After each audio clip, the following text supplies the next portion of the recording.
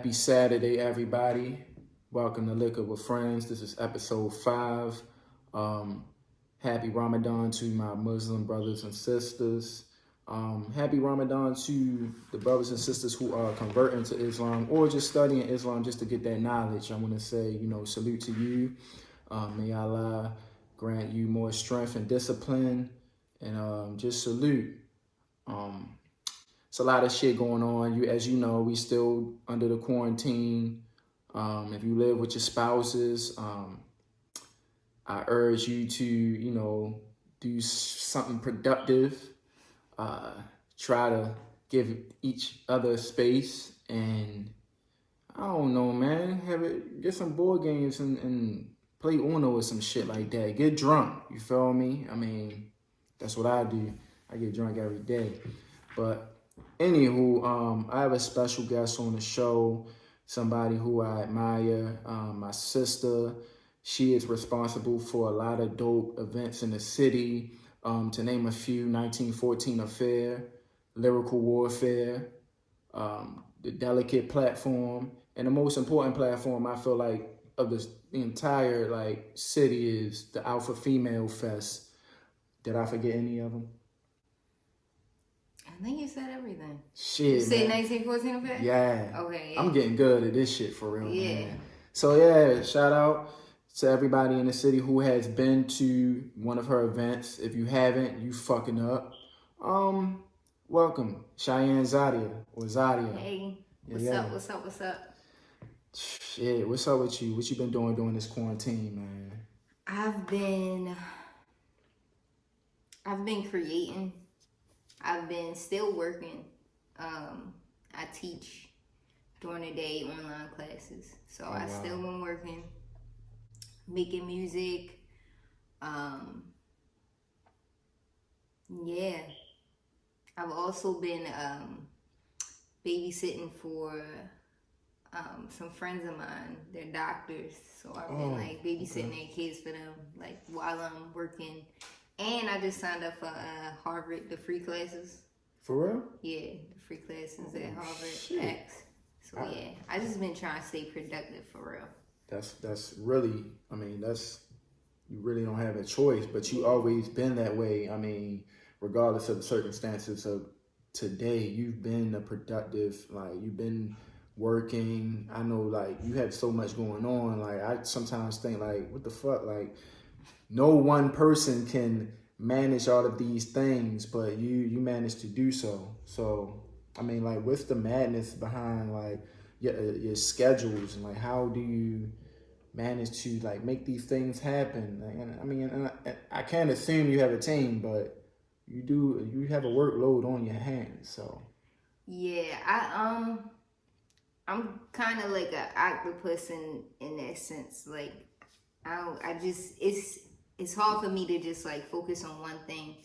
So I just try to do all the things that I like, at once. Not at once. I don't want to overload myself. I try not to overload myself, but I keep myself busy. Yeah, doing things. I've always been that way though. Okay, now is there a deeper reason why you keep yourself busy, or is this something that, I don't know, is just kind of more so fulfilling? I don't know. I just feel like I've always been that way. I don't know if it's ADHD and me just coping with my mind going all these different places, but I've just always been that way. Even when I was younger, I've always been that way. That's dope. I think I've kind of developed those type of habits, but it wasn't until when my mother passed, and from that moment to today, that's why I keep myself busy. Because if I'm not busy, I kind of start mourning out of the blue and stuff like that. So that was kind of what initially, I guess, drove my hustle, so to speak. Yeah. So but it's inspirational, and then you creating, you doing what you love to do. So it doesn't really feel like work, I'm sure. Nah, it definitely don't feel like work. And that might be a thing too. I get bored easily. So like I might be bored with something, I put it down for a little bit, start working on this, and then get bored with that, go back to this. So like, yeah. Okay. So with that being said, like you said, you always been that way, like since you were young. Like, what was your household like? Is your mom or your cousins, or were you surrounded by creators? Yeah. Yeah. So we Black, like everything, like we creating everything, like we're naturally innovative, like we're not just being handed something, like we're trying to figure it out, we're trying to make it better, like that's always. But like I grew up in a household with my mom, my dad, my brother, my sister, and I had cousins that lived with me and cousins that just came over the house like all the time, like that basically stayed with me, like we all, like my family is like super close knit. And we grew up in the church, so we always was like into like things like singing, theater, performing, arts and crafts, like creating, like art, all that stuff. Like I grew up like on that tip. And my brother was also like heavy into music. My sister was heavy into fashion and modeling and stuff. So it kind of like everything just kind of like trickled down on me. Like I'm the baby, so I feel like I took a little bit from all the people that I was surrounded by, like, and that kind of like shaped who I am for real. So it's like you just didn't do it because it was just something to do. It was more so like instilled in you. It's really who you are. Yeah. Like you've been an artist from the very beginning. Yeah, and I can definitely resonate with that. And especially when you're surrounded by it, it's kind of like learning behaviors. So it's just like if you're around like a bunch of creators, it's inevitable for you to kind of want to start getting into like whatever the case may be, arts and crafts, singing, whatever like fulfill your soul. You know what I mean? Like for me, it's just rewarding just to create. Like I never really wanted to do that shit to get on, for lack of a better term. It's just something I always enjoy doing it. Like I vividly remember like my aunts and my mother like having the kids like stand in front of the family. My family big as shit. Like having to stand in front of them and like perform, like sing that song. All right, it's your turn. You do that lead. Like I vividly like this is my childhood. Like this is a part of like what shaped me, and like that's like the most like potent part of me for real. Like, and through that, I feel like I kind of do that with other people also. Like the way that like my mother and my aunts like took me and was like, I know you good at this, like get your ass up here, like get in front of these people and do that. Like I kind of do that with like artists like in my community. Like if I know you good at something, like I'm gonna push you to put yourself out there. Right. And that's definitely something that I got from childhood. Okay. Oh, there was one thing that I did forget to mention. That's associated with all the platforms and projects that you created, wardrobe. So I think wardrobe was like the first thing that I got acquainted with you from. Like I noticed like whenever you was at certain events, you had the backdrops and stuff, but I didn't know like at the time, I didn't know like if you had your hand in the event, so you were just like, man, fuck it, I'm gonna just set my shit up right here, why not? So can we talk about wardrobe and what it is and where did it derive from? So it started from an idea. I remember like sitting in Spanish class with my homegirl Kelly and my homegirl Brittany, and we were just like talking about dumb shit, like just talking shit. And my my friend Kelly had already had like a cupcake line, and she was saying that she was gonna start like a clothing line called Cupcake Couture. And me just being me, like I'm like, yo, that's tight. I'ma do a clothing line called Wardrobe. And like the second I said it, like it was just like, okay, now you gotta do that shit. Like, so I did it. I started selling clothes like out of my backpack, t-shirts, hoodies, sweatshirts. I went to Western, so like at fashion shows and shit, like I used to sell shirts at the fashion shows. And what year was this? I graduated in 09. Yeah, I'm young as shit. Yeah, I graduated in 04. Yeah, I graduated. Yeah, so it had to be like 2008, maybe 2008, 2007 when I started, maybe.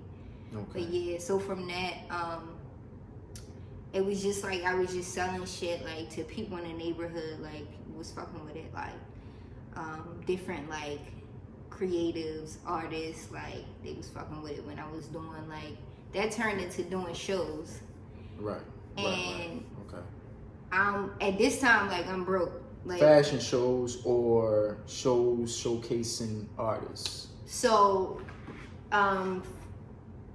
release. It started as my first event was a release event for Wardrobe. Okay. But I also had performance because I knew artists that didn't really have a platform that they needed for real.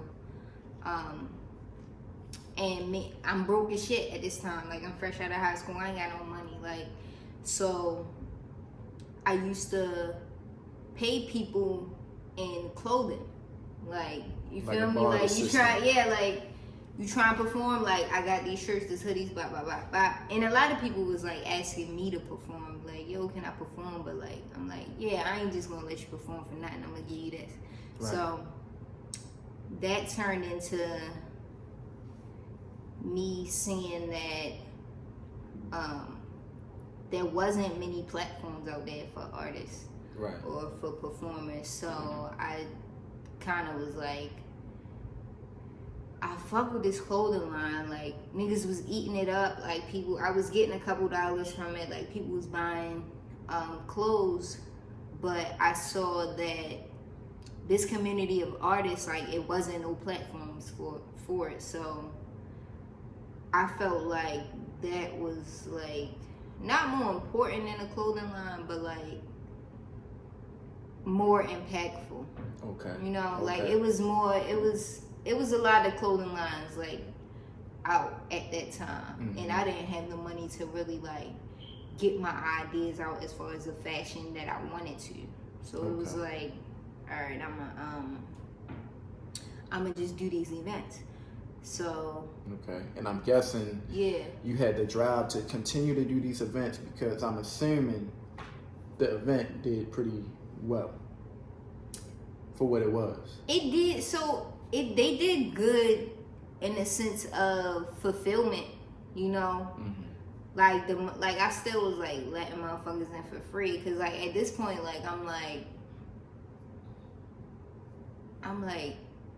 yo, this shit bigger than me. Like, you feel me? Like, I'm not really worried about the money at this point. I'm like, damn, like, niggas really fuck with this shit. Like, you can't pay to get in. All right, come on, fuck it. Like, you one rapper, but you got a crew of, like, 20 of your homeboys. Like, don't even worry about it. I ain't like, y'all just come on. You get what I'm saying? Like, it was more fulfilling to see, like, that community building for real. So I kind of like stuck with that for a while, still doing Wardrobe on the side, but like that was like so but back to your question, you said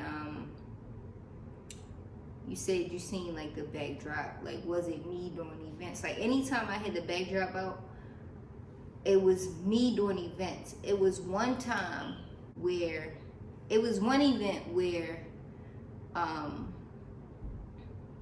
no, it wasn't one event. There were a couple of events where I just bring the backdrop out and like took pictures. But for the most part, like if I had the backdrop out, like I had like, you know, it was like a collaborative type of thing. This is a test. This is only a test. I'm feeling this little wine too. Yeah, you supposed to. I wanted to do hood rat stuff with my friend. I remember this one event. It was at the Carmelo Anthony Recreational Center. The basketball joint, the tournament. Yeah. Yeah. I remember that shit, yo. My son was like, he was like fucking like 2, 3 years old. Y'all he was took little. a picture at the joint. Yeah. If you can find that picture, please. It's on Tumblr. I think it's on Tumblr somewhere. Oh, really? I'm gonna look for it and see if I can find it. Yeah. But yeah, that I think somebody had just asked me to like take pictures or something, and I was like, all right, like anywhere I go, like, so I did photography for a little bit too. So okay. Bougie Shivanchi photography. Yeah, so anytime somebody asked me to take pictures, like I would still get crowd shots and like footage and shit, but like I would always make sure that I took my backdrop. Like that shit is legendary. Like it's so many like a lot of pictures with the backdrop. It's a lot of pictures with that backdrop. Mm-hmm. Like I'm low key like considering doing like a exhibit like for that. Okay.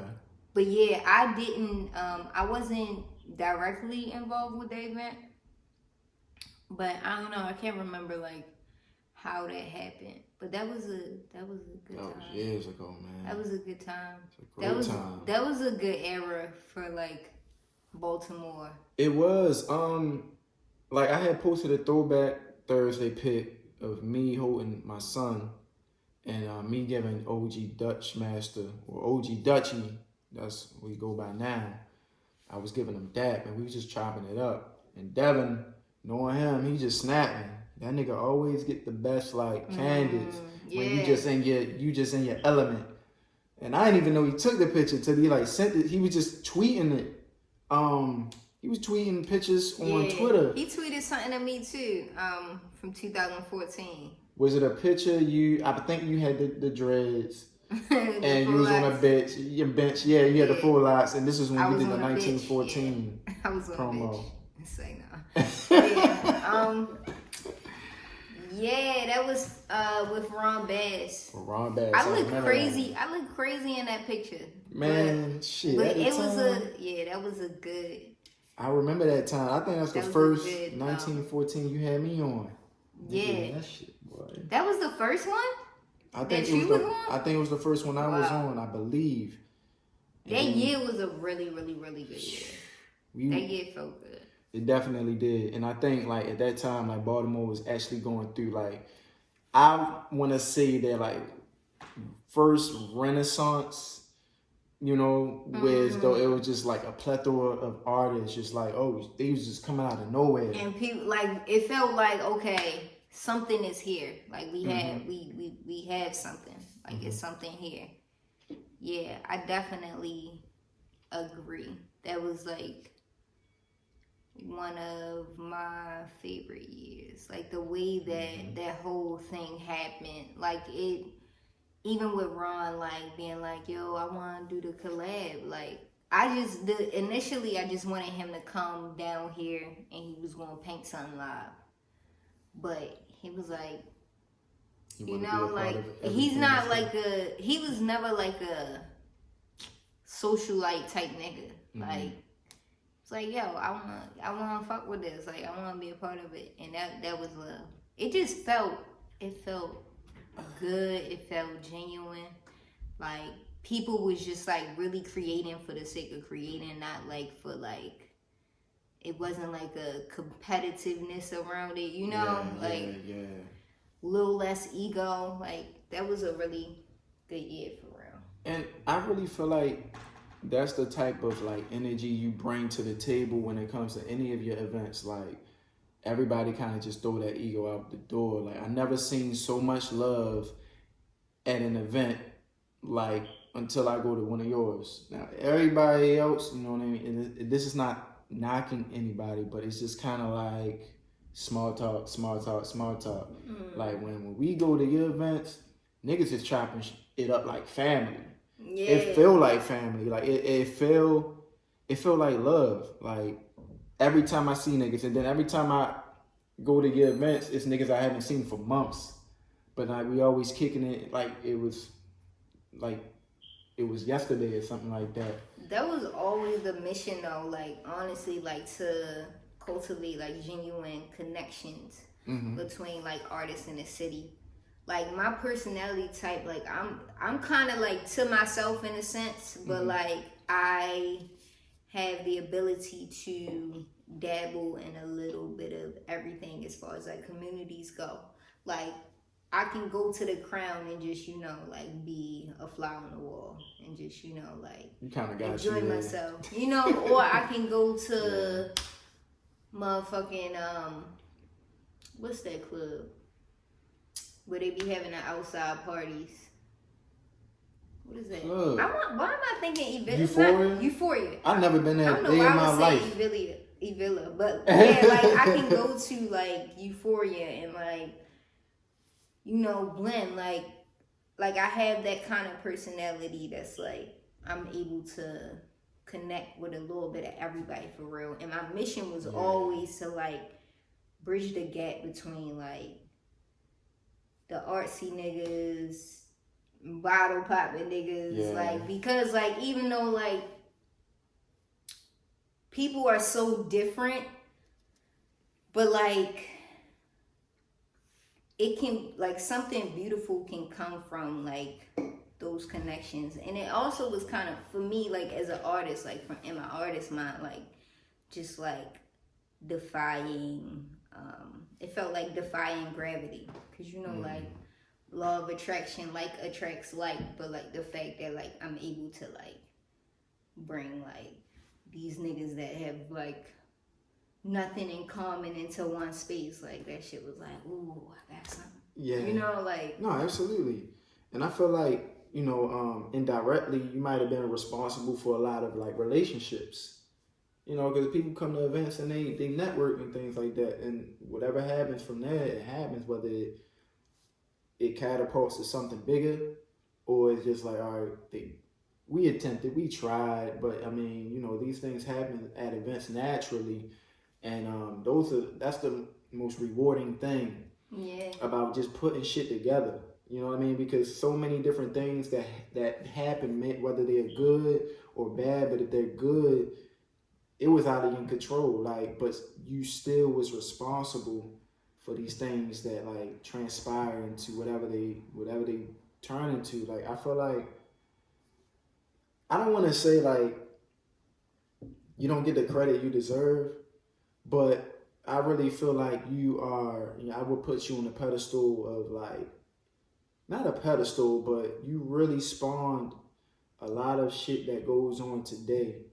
And you really like humble about it, you know what I mean? And that's one of the things like I really, really respect about you. Like, you just have this type of energy that, I don't know, did you get beaten a lot when you were little? I ain't get no beatings. I was the baby. I probably got like one beating, but like I ain't really get no beatings. Were you always like this calm? No, I wasn't. I was wild as shit like when I was younger. I was wild as shit when I was younger. Like wow. Like I was a crazy ass little child. But I think like I think when I don't know. Like what was it a life altering experience that be like, all right, shit, you gotta calm the fuck down? I think I don't even know if I want to say this on camera, but fuck it. Like, so fuck it, man. I feel like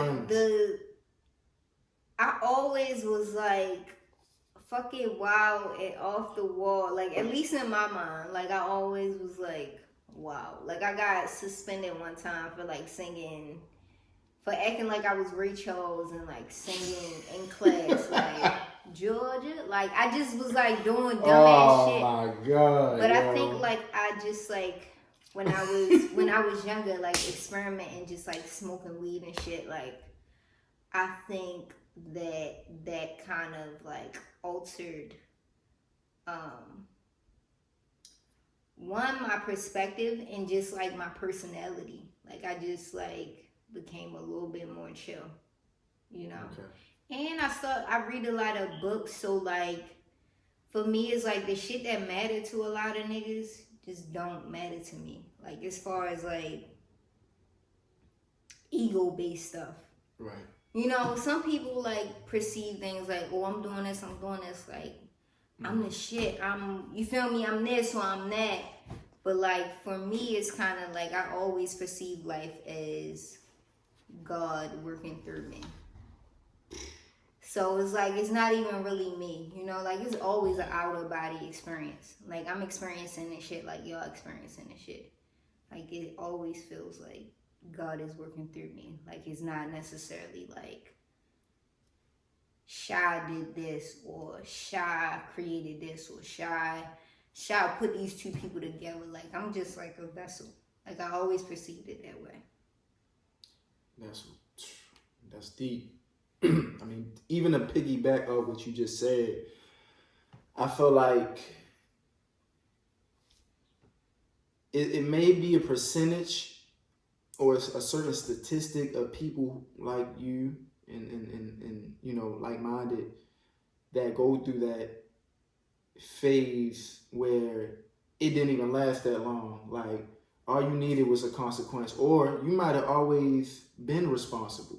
But again, like you are a product of your like, I guess not your environment, but you were young at a point in time in your life where you just had to kind of like go through whatever the hell you went through and just be like, you was able to tell yourself, you was able to redirect yourself and be like, you know what? Yeah, like I can be a fool on any given day, but I still got my, you know, my mindset, my mentality. Like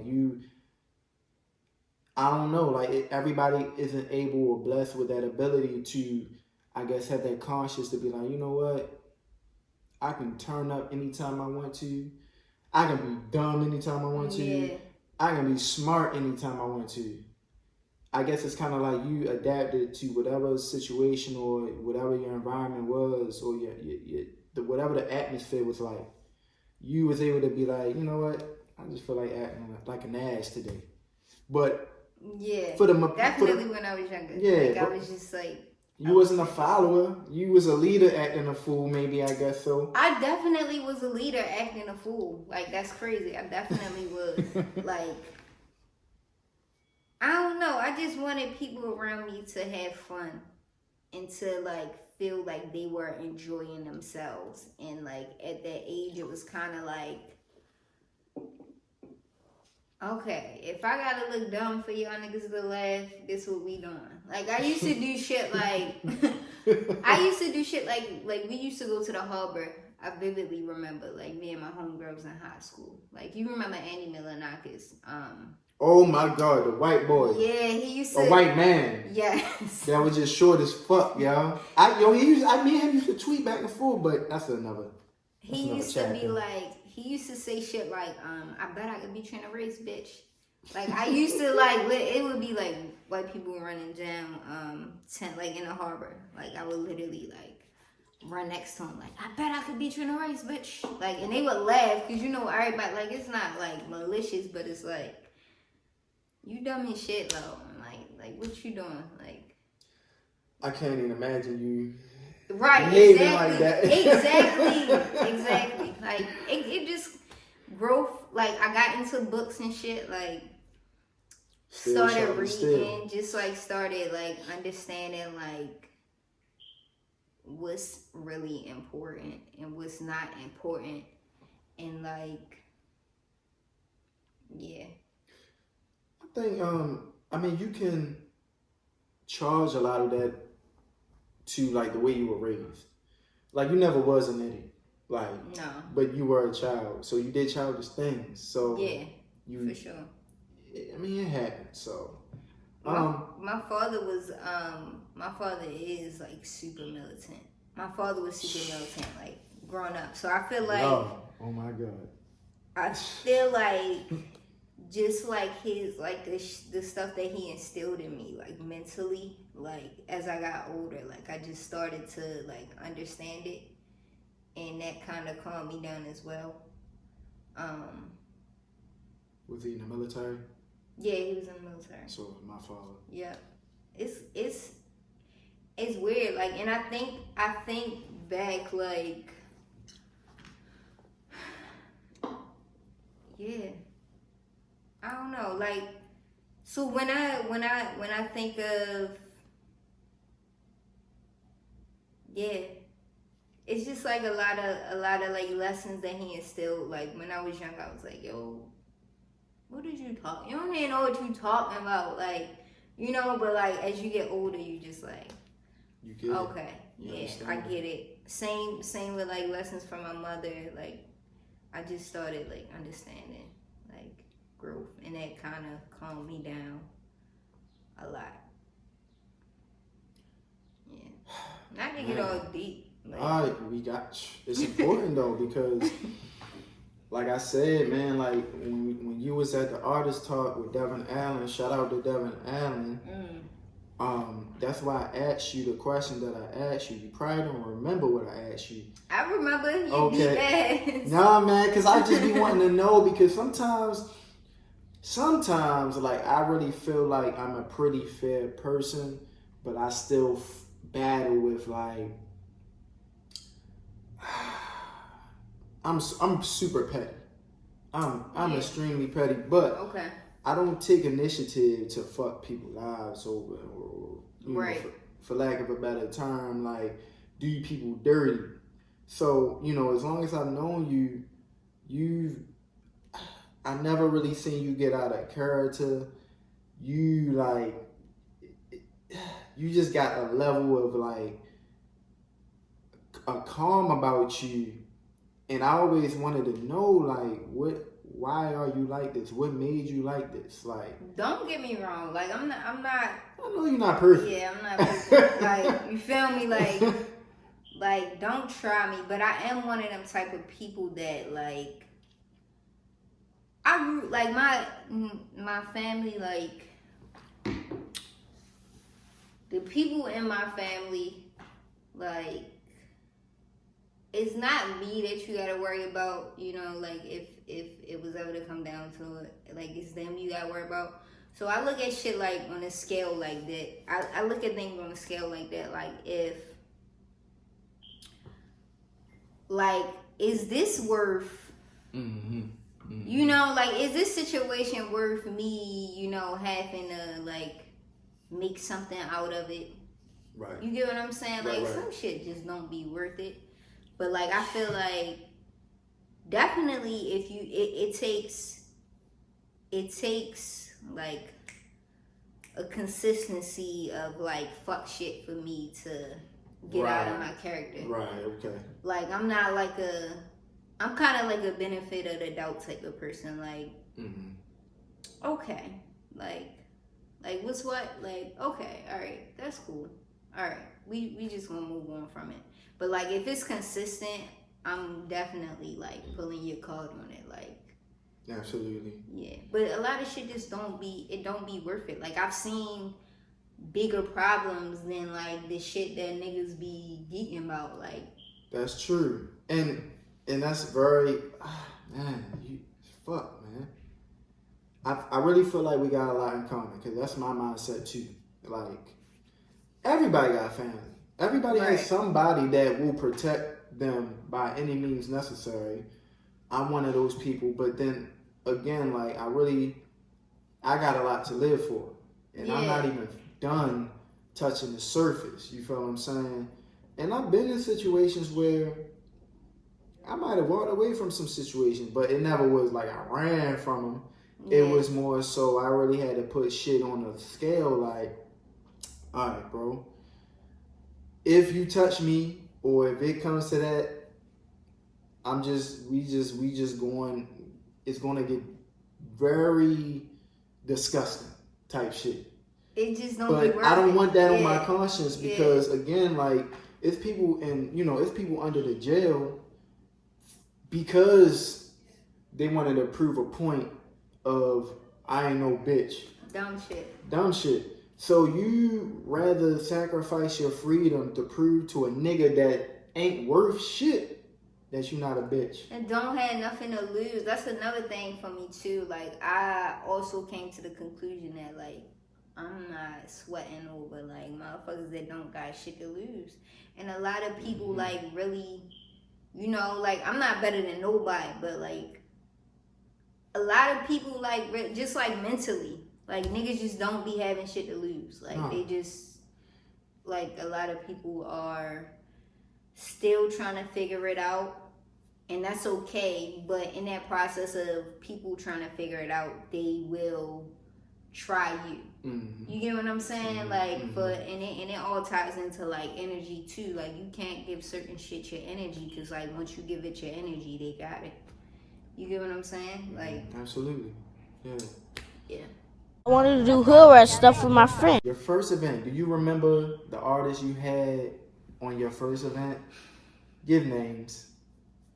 My memory is like, but I want to say, so I can't remember, like, I've been trying to, like, I need to do, like, a timeline of everything, because I can't remember if I did Lyrical Warfare before, like, I did the, no, that was after. Okay. So I think the first event was the launch event. I know L was there, Flocka was there, Mike C was there. Yep, it was a picture of everybody that was there.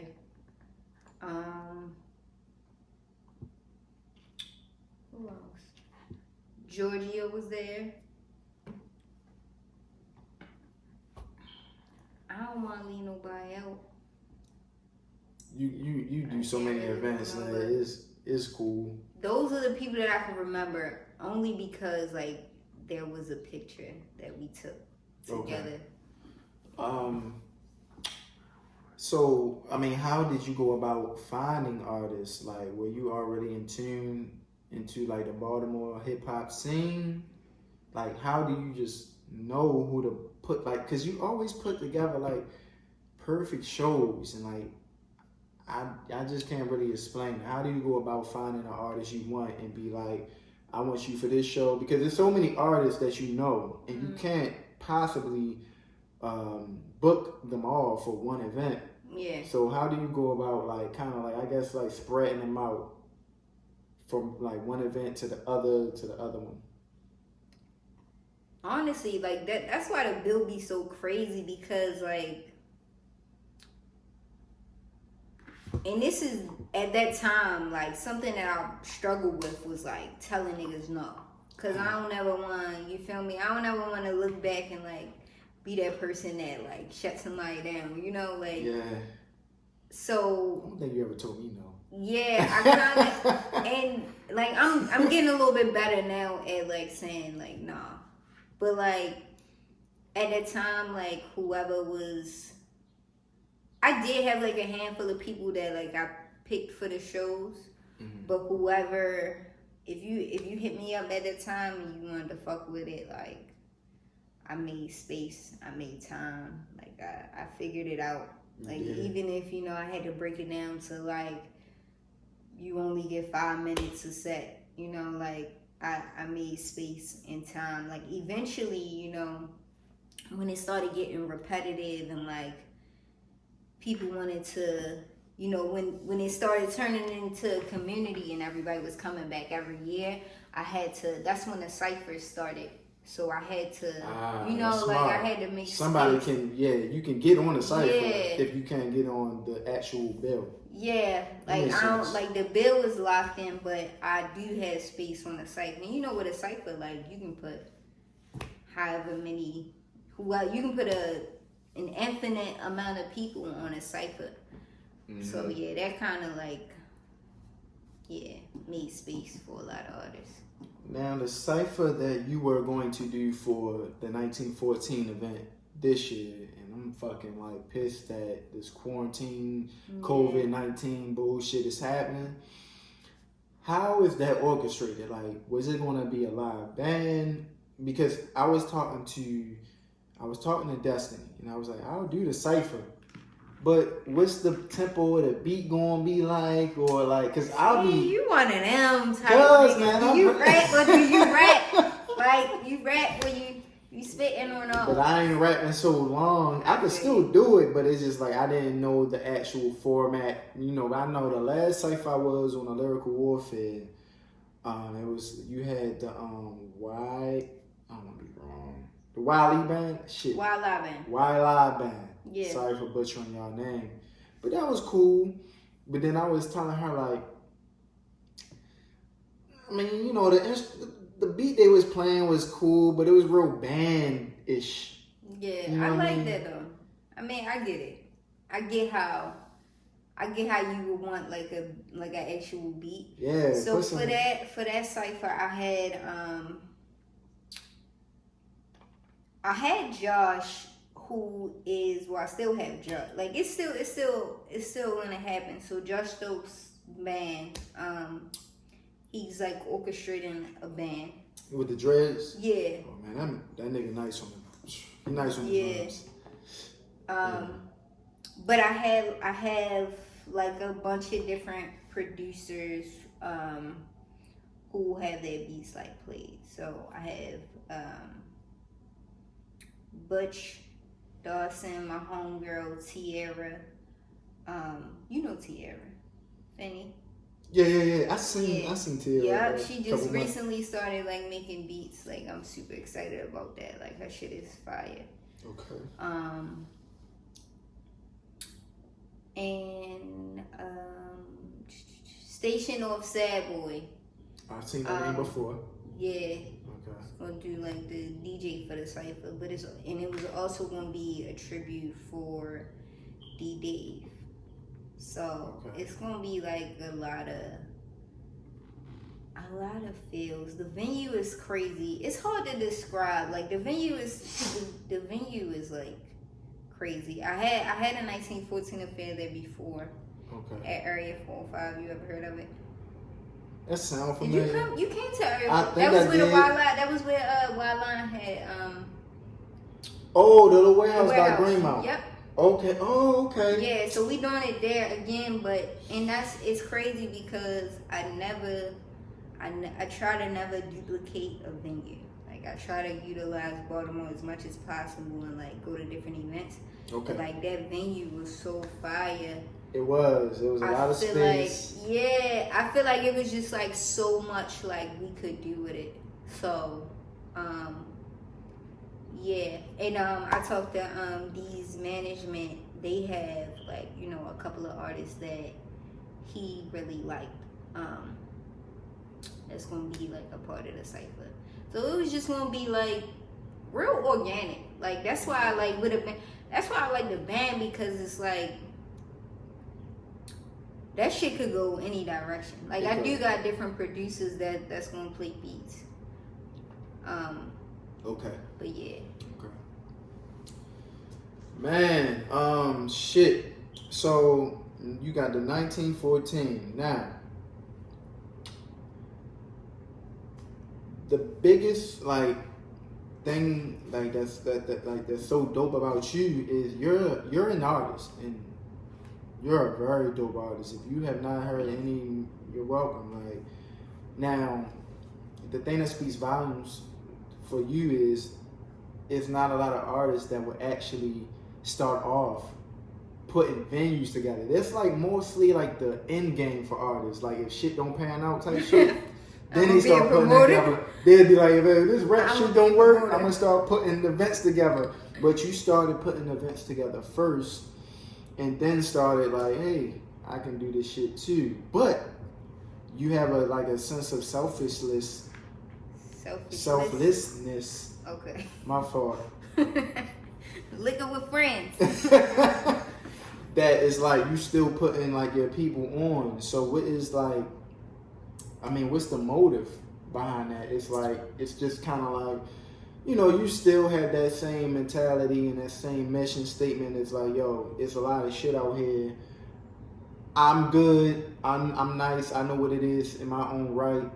I'm not even worried about this shit. It's gonna come out when it's gonna come out. Cause to be honest, I think out of any artist in the city, that shit is gonna work in your favor because like you put so many artists on these dope platforms. Like like yo, listen, man. She just don't put together like regular shit. You know what I mean? You get the projection screens and shit like that. You get the interludes. You got drinks and stuff like that. Like you really put together a vibe. So, I mean, you know, with all of that being said, like you can get any feature you want. You can get any feature you want. You feel me? Like I come out of retirement. You know what I'm saying? You already know. Like we definitely we got some shit too already that we did. Yeah. But I want to do more shit, Yeah, and I'm going to do more shit. You know what I'm saying? After this, like I got beats. Okay. But yeah, if I'm being like completely transparent, like I'm an artist, so I'm a little bit nutty. Like so, like at some point, like I convinced myself that I was shy because my name is Shy. But you come from the household of sing that song. I know. Ain't that the dumbest shit ever? Like, I really, like...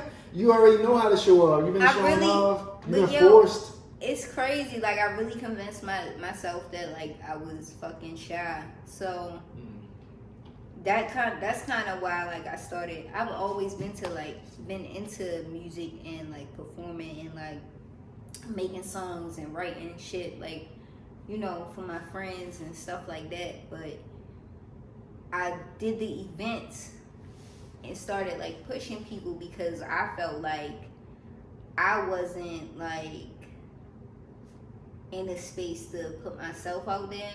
And like, you know, it's like these people I was kind of living through, you know, like these events, like living through everybody, like, you know, like, just like watching like how y'all, you know, do what y'all do and like just like getting motivated from that. Like it was like this is like the music and stuff that like I have now, like, you know, it's my own unique sound, like based on like my upbringing in church and like who I am, my voice, my tone, my feels, like my energy. But like I definitely was like, y'all motivated me, like all the artists that like I pushed like over the years, just like seeing y'all perform and like putting yourself out there like fearlessly. Like I don't know why. I was scared of shit every time.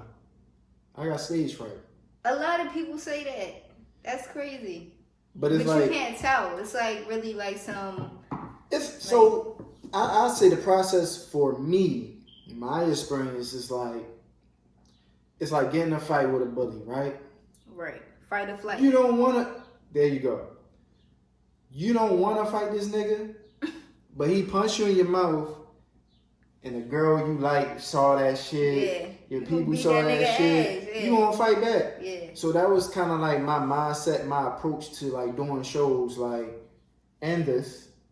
I always got drunk like a little... I took a shot or two before like performing and stuff like that, but I got stage fright. It's crazy, but you wouldn't never be able to tell because like at the end of the day, like I had something to prove. You know what I'm saying? Like I know I was good, but I had to show these niggas that I'm good, if not better.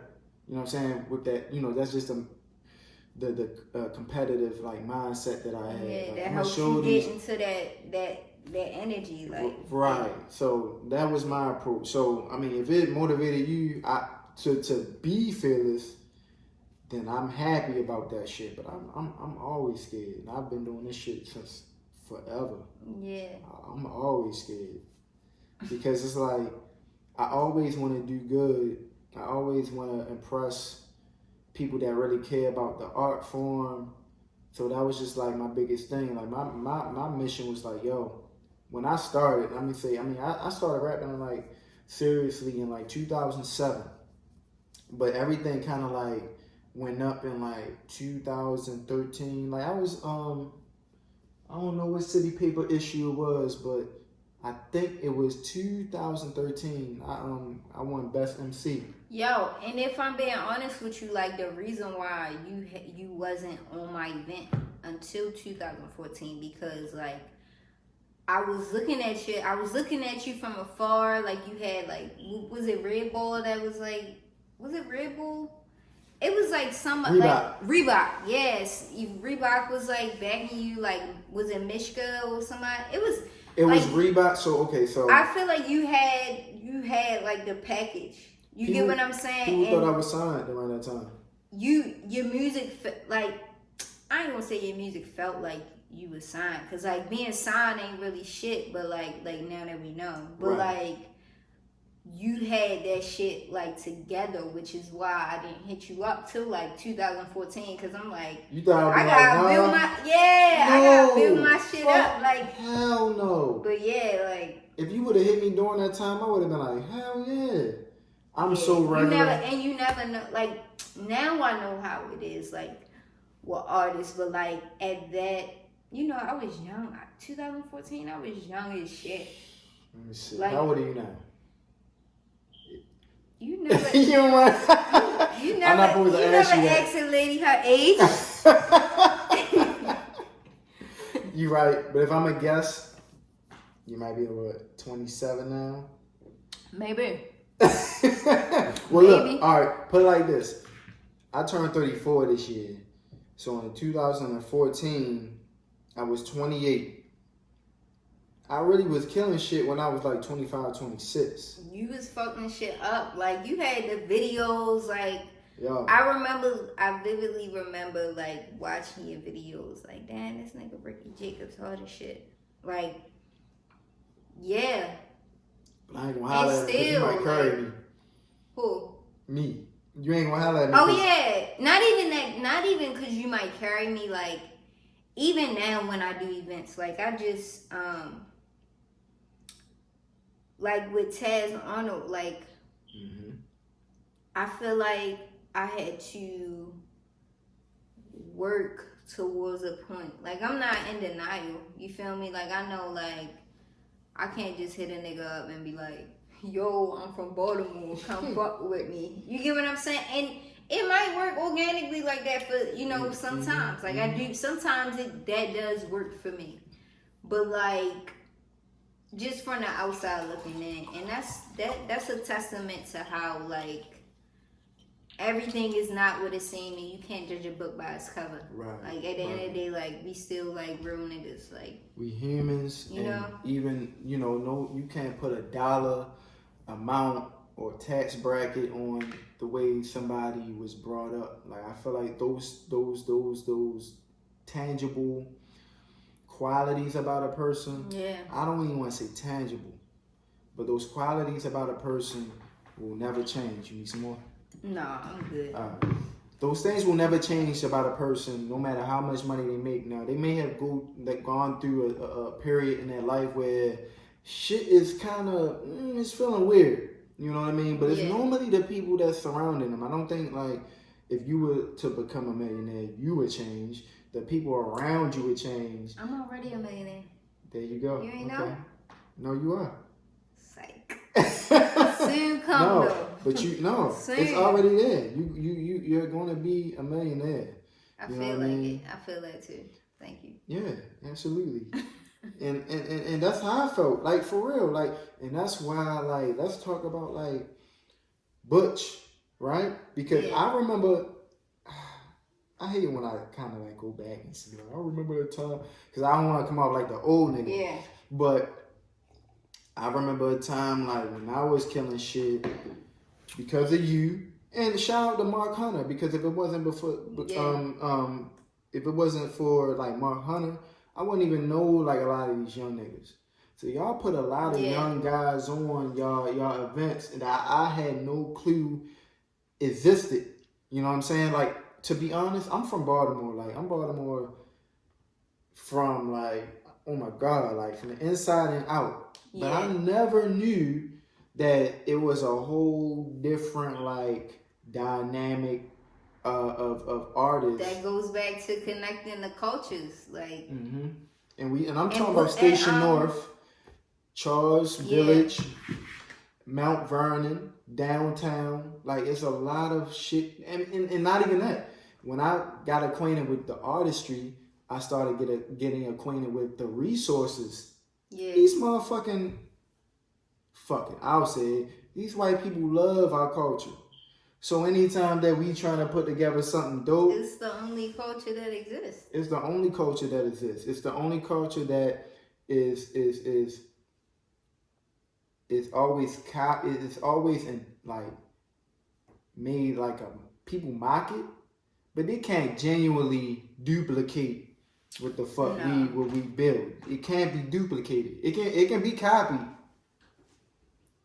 to a certain degree, but it can't be duplicated. Yeah. You know what I'm saying? So I learned that, and it's just crazy to see the evolution of all of us, like from like what you doing from the events to just actually working on your music. And I wanted to do hood rat stuff with my friend. That shit was like inevitable, like, and that's like how I perceive life. Everything is a pendulum, you know. Like, the pendulum gonna swing. You get what I'm saying? Like, at one point, like, niggas was not fucking with Baltimore, like, because like we had a reputation of being on some other shit. We had a reputation of like the shit that you feel. Like a Baltimore nigga is a Baltimore nigga is a Baltimore nigga is a Baltimore nigga. So it's like, I feel like people knew us for that. Like, yeah, we got a certain way of thinking. But I think that, like, at this point, with, like, people like people like Mark, like myself, like, you know, all these, even, like, True Laws, Devin, like, all these people who are cultivating, like, Baltimore artists is, like, we are who we are, but now the talent is in your face and it's undeniable. Right. Like, you get what I'm saying? And that's kind of like, as a curator, that's always what I wanted to, like, show. Like, none of these niggas on a bill went to Micah. None of these niggas on a bill went to art school. But if you put them next to, you know, whoever, they gonna tear their ass up because, like, It's a certain fire that's within us. Just niggas fed up. It's been too long. It's been going on for too long where we've been putting our blood, sweat, and tears into our craft, into our art. Yes. And it's like we get to this certain level. It's like we get to a certain door, we open it up, we may get a deal. Here, take this deal. Niggas take it, because it's like, well, shit, I've been struggling all my life. And here's the thing, I was saying to, Ellis was telling me, like, who's Ellis? My man that I was interviewing. He's a rapper from West Baltimore. Okay, I seen that. He's super dope. And he's like, he got songs with Styles P. He did beats with he got a beat from Static Selector, who's a dope producer. I know from Static Selector. Okay, I know you coaching. Like, but he's done all this. He managed to do all of this without being hot. You feel what I'm saying? He just knows how to hustle. He just knows how to approach shit. But he was saying, like, well, my perspective was like this. Niggas been fucked up all their lives. So the moment they feel like they can get themselves in a better situation, they signing off whatever the fuck they signing off on. They not getting no lawyers. They don't care about the business. Off. They gonna, like, cut your motherfucking throat or whatever the fuck they gotta do to eat. Like, and that's just like a Baltimore mentality. Like, it always have been. Like, and I feel like growing through that, like, it's a certain type of resilience. Like, if, like, and it dates back to, like, black people, like, as a people. Like, if black was a city, it would be Baltimore. Like, for real. Like real shit, like that resilience, like that, like It's nothing. Nobody like yeah. us. It really isn't. And it's so. Maryland is small itself. Baltimore is just this, and it's still nobody comparable to what the fuck we got going on. And niggas is going to see that shit, and that is why I started this shit. Liquor with friends. Liquor with friends. I love this show. Thank you. I this is necessary. No, for sure. Yeah. This is my end game. This is my retirement plan. This ain't no end game. This ain't your end game. Stop playing. I mean, look.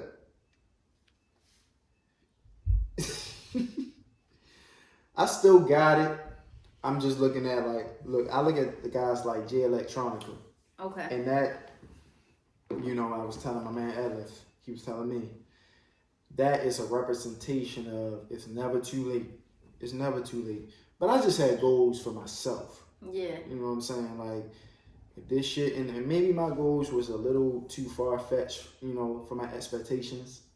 I was like, yo, if I don't get shit popping by the time I'm 30, I'm done. But that's looking at the climate of like hip hop, that wasn't really realistic. And age don't matter. Like nowadays, like when I think about, age definitely matters, like in certain situations. But like I would say, like when I think about Baltimore as a culture, like a lot of the artists that are progressing now, like they're young as shit, and I go in rooms like with these, I'm in spaces with these creators, and they don't know who the fuck I am. Like they young, you feel me? They don't. And it's like they think I'm their peers. You get what I'm saying? Like it don't, like the age thing is like really not a thing. Like when it comes to creating, like creating is forever. Like even with music, like I feel like if you drop something today or tomorrow like that, or even like with J Electronica, like he dropped some shit and that shit was fire to me. You get what I'm saying? In his 40s, and it might, the way that like the internet and like information is set up now, like the young niggas understand shit that we didn't understand when they was their age. You get what I'm saying? Like some shit might go over their head, but like for the most part, it's like that nigga spitting. You get what I'm saying? Whereas though if I was their age, I wouldn't have been. I'm like, what the fuck is this nigga talking about? But you know what I learned, and it's crazy. I feel like from what I've observed, I'm a living testament of it. And even like, let's take it back to a sports analogy. You know how they compare eras in basketball? Mm-hmm.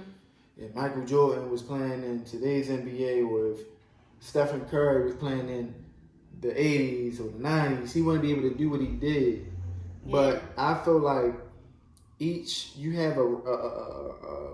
have these players in each era that dominated those eras.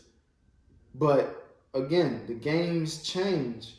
Yeah. But these players are responsible for the way the game has evolved into what it is. That's true. Right? So like stepping stones. Right. Yeah. And to be honest, like I'm not even gonna mention the guys, but it's people that I've even never had no clue who knew who the fuck I was, because I never had that mentality like, you know who I am. Yeah. But being in tune to what the young dudes are doing and shit, they were like, nigga, I used to listen to your shit. And I had no clue. So I don't know. Like maybe my successes and my failures was documented. You just never know. You know what I'm saying? Or maybe it was a motivation or a push for a certain artist to be like, yo, I want to do that shit like this nigga did that shit. Because when that nigga was doing that shit, I never even knew this shit was possible. Yeah. And the nigga did tell me that, like, yo, it was you that showed me that niggas here could really do that shit. And I was like, nigga, I wasn't even at the level that I wanted to get to. Only thing I did was, all right, I showed niggas that if you play the game wisely you can get in certain doors, through certain doors, and talk to certain people, rub shoulders with certain people, get a Reebok deal with $0. I was getting free tennis shoes. I wasn't getting paid by Reebok. I was getting free shoes, free merch from Reebok. And like I owed all that shit to Wayno. Wayno was my manager, and he's one of the hosts of like Everyday Struggle off of Complex.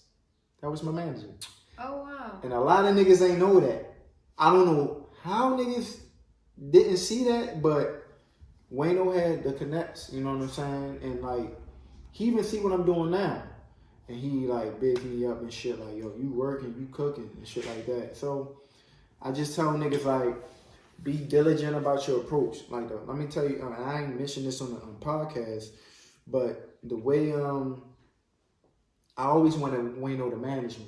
Yeah. But see, the thing about it is, a lot of these niggas are very aggressive and direct with what they want, you know. But the thing is, you gotta kind of walk on eggshells a tad bit, because it can turn niggas off. So with Wayno, like, I already knew his background. He was an A&R for Rockefeller, worked with State Property. I was like, yo, I want that nigga to manage me. He used to manage Young Chris too. I was like, I want that nigga to manage me. So when I approached him, I DM'd him like, yo, do you know anybody that's looking for artists they trying to manage? Mm-hmm. With the mission to have him pay attention to me. You kind of gotta put the interest out there. Bait a nigga in. Bait, like, exactly. Yeah. And Wayno's a smart nigga. Yeah. But I observed Wayno from afar on Twitter. Like, niggas used to send him links. Niggas, what they call spam back in the day. Yeah. They used to spam him. He used to shit on niggas. I was like, no. If I'm gonna approach this nigga, I ain't gonna tell him I want him to manage me. I just want to ask him like, if you know anybody that's looking for artists to manage, let me know, because I got some fucking shit. So he was like, nah, not at the moment, but just send me some shit. So I was like, all right, cool, all right. Now I got his like antennas up a little bit. Right. I can send him some shit. With you. Right. So I sent him like a 2 Dope Boy link. It was a song about my son. 2 Dope Boys posted you on that shit? Mm-hmm. Oh wow. And how did that happen? Cause I remember I used to harass them niggas. Oh shit. I used to harass niggas too, but the way I harassed niggas was via email. I would never ever harass niggas on a public platform where niggas can carry me in public. Yeah. Never that. No. I was very fucking diligent with my shit. So, and I used to like be very consistent. Like I always say, like consistency is a very universal key to success, whether it's via art, your relationship. Like you can't, like you can only make your girl happy if you being consistent. Right. Cause a good nigga, you know what I'm saying? You guys just gotta keep consistent. Like yo, it's about just people seeing you. You know what I'm saying? So I sent her the 2 Dope Boys, and I did it on purpose because at that time 2 Dope Boys was a big blog. Yeah, they was popping. I was about to say, like, I remember back in the day when I was niggas saying back in the day. Yeah, it was back in the day though. I remember when Tyler the Creator and like fuck 2 Dope Boys. I remember like following them niggas on like MySpace. Like I remember like DM chatting like them niggas like on like their MySpace and shit and like talking back and forth with them, and like 2 Dope Boys was like the shit to go to. You get what I'm saying? Like this was before like niggas was popping. So like that's crazy that you kind of like. I was already on the blogs before, you know. And that goes to show like, you know, how like on the outside looking in, like niggas like, damn, like this nigga, like these niggas not on it, but this nigga on it. You get what I'm saying? Yeah, like, and look, and even during that time before it was cool to represent Baltimore. I'm rapping on these songs like, yo, I'm from Baltimore. Like, I'm from this bitch. Because I really had my ultimate goal was like, once I get on, I'll put my friends on first. Yeah. But we got some shit to say. Like, it's been like that with me for real. Like, so I sent him the link. He listened to it. He was like, yo, this song is dope. And he was like, yo, I got a son and I really resonate with this song. So he was like, yo, just keep sending me shit. Yeah. So I kept sending him shit, and I feel like each song I was sending this nigga was better than the last song, and it was just keep. I guess to him it was like getting better and better and better. Yeah. So at that point he was like, "Nah, nigga, I'ma fuck with you." He's like, "I'ma fuck with you." Yeah. Where is he from? He from Harlem. Okay. Yeah. And they different type of niggas. They different, yo. Yeah. But yo, Harlem is so fucking beautiful, yo. Harlem is just like Baltimore. Yeah. Harlem is just like Baltimore, yo. And I got to spend like a couple days in that bitch. I mean, like being outside. Nigga took me to Rucker Park. Yeah. We shot the Reebok video at Rucker's Park. Reebok tweeted that bitch. Wow. Karen Civil tweeted that shit. Everybody was on board tweeting that shit. Yeah. And I'm just a kid from fucking Baltimore. Wow. Man. I'm 26, 27 years old. Nobody can take that shit away from me. And I talk to all these other niggas. I be like, yo, what's up, yo? I'm Rickie. Because I never ever be like, yo, you should know who I am. Right. They be like, I already know you. You know what I'm saying? Yeah. So, can't nobody take that shit from me. And that's why I feel like it's important. Like, I always really I advocate for this city. I've been advocating for this city when I was rapping, but more so than ever, yo, somebody is gonna fucking win. Whether it's like Miss Cam, Butch Dawson. Yes. Fucking Cam is so special. I want her. yo. No, I want her to win. Like, I feel like She going to. when yes, hell yeah. Like and I told her this too. Like, she just like, first of all, like, she not even on no like female rapper. She's not a female rapper. She's a fucking rapper. She is nicer than a lot of niggas I know. I look at her and I be like, okay, West. Okay, West. West Baltimore. Okay, West. West Baltimore. Like, we over The West fuck? with it. Like, that's Yeah. like, Yeah. like, she, if it's anybody, I feel like it's her. Like, as far as like female like rappers. She gonna win. Not even female rappers. As far as like women that happen to rap. You get what I'm saying? Like, I don't want to put her in that female rapper category, but like, she got that shit. Not even just like with just like as far as like rapping goes, like her personality. She's like funny. I'm big on She like got some it. I'm big on like some fly on the wall type of shit. Like, I just sit back and just like, when I go to like, whenever I see her out, like, I just like, you know, just like peep her from afar. Cause niggas don't know who I am, like, you know, so I can just like Think. But I'm saying like, to the level which you know me, or like friends, or like people that actually have been around me or had conversations. So I just fall back and like watch certain artists, and like some artists I'll be like trying to see like what they going for, but like her, I feel like she's transparent in who she is, and like it reads in all areas, and like that's necessary. And she's, like you said, she's very transparent. I follow her on Twitter. I follow her on Instagram. She's very expressive, and whatever, you know, her day to day is, she's very and she's very smart. Only thing I told her, last year I was texting her like, yo, if anything, just keep the right niggas in your circle, and make sure like they are putting in 100% of what they got towards you. If not, get the fuck out of it. That is a good perspective, but like I feel like she can hold her own. Yeah.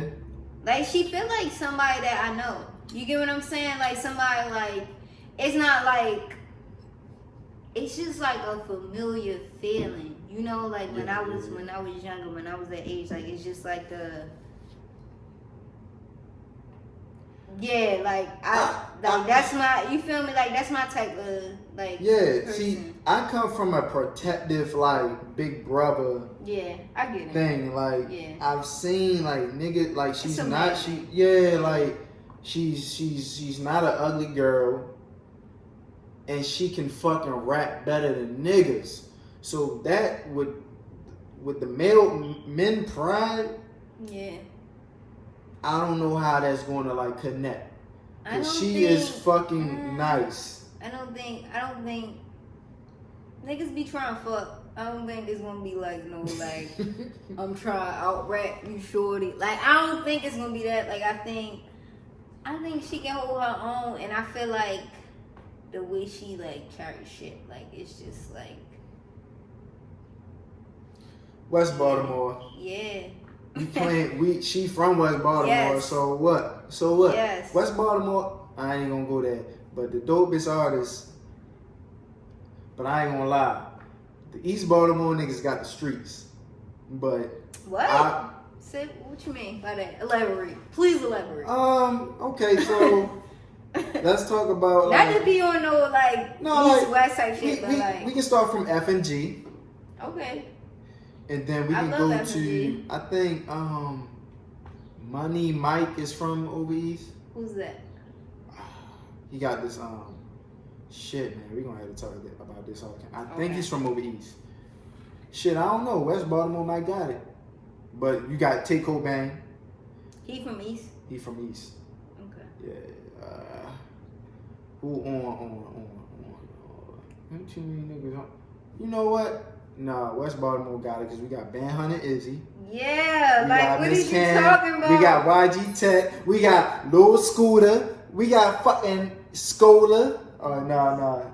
My bad. I was trying to show niggas love, but I think West Baltimore got it. But as long as Baltimore got it, we all got it for real. But yeah, I feel like Baltimore got it. But I'm from over West. So. Yeah, I'm from West too. Yeah.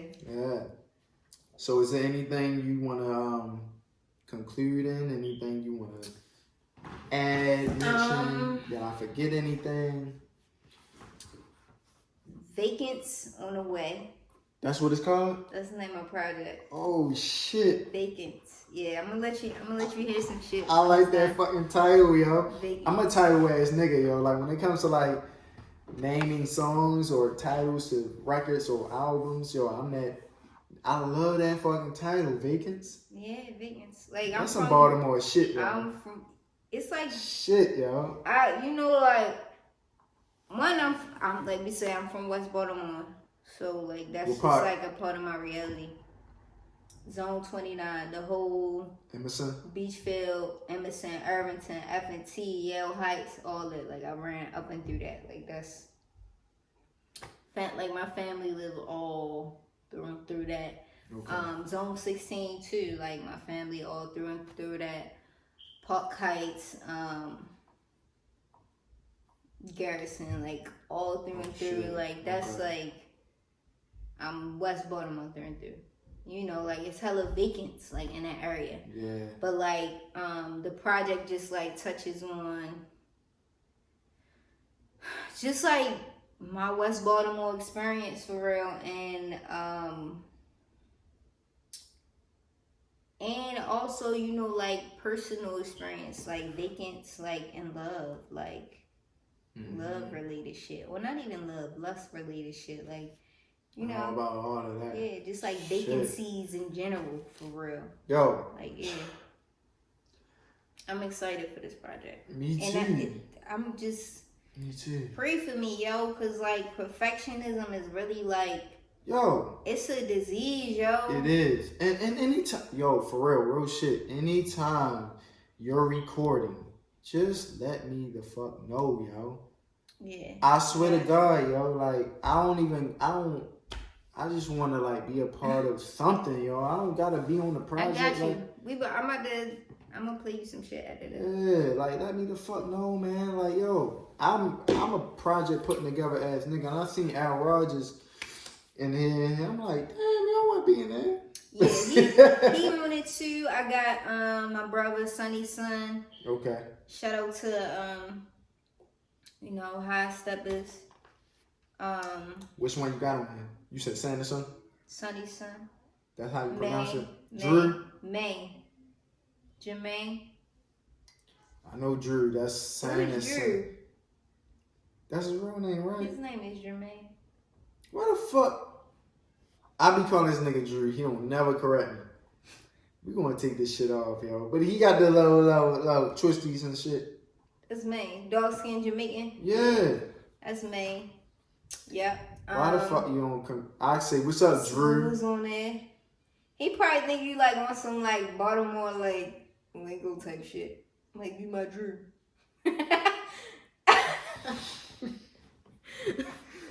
Yo, no. What's up, dummy? What's up, Drew? What's up, Drew? You know how niggas be? Yo, like, Jermaine.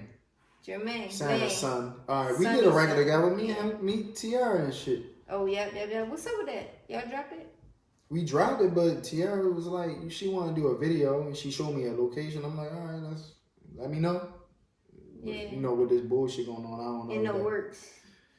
In the works, man. I seen Tiara on some humble shit. I was dropping off clients and around. She's actually one of my favorite rappers, but She's so dope, but you know what?